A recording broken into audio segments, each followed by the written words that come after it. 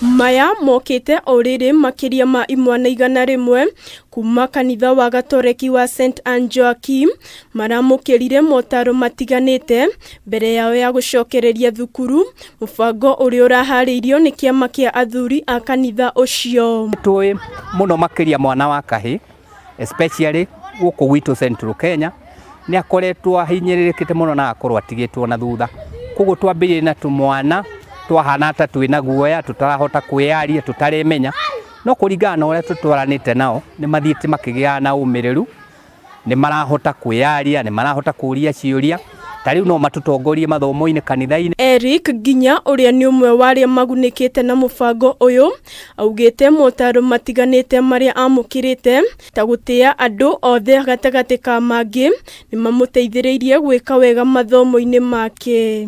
Kuma riria ndaingirire ngurubu-ini ino ni ngoretwo ngicenjia okorwo ni aciari mandu mangathika ngakorwo ndirarema ngabuata uria ndirerwo ni aria akuru kungira.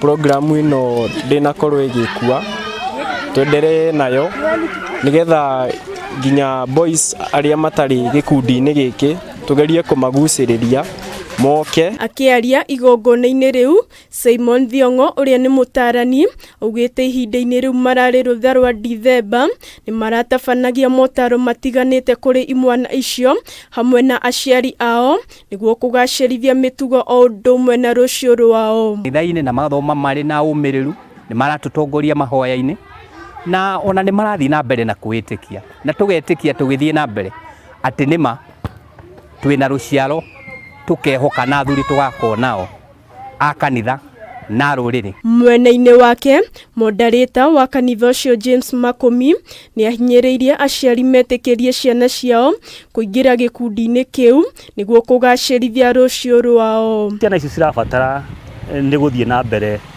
na mubango toyu wa Beacon Boy Child na aria makuhota ta mathukuru-ini makanitha maria mangi ona icagi-ini twambiririe programu ta ici cia gukorwo tukirora mwana wa kahi nigetha nake ahote gukorwo agitira gukorwo agitwo mwana wa kahi in the society.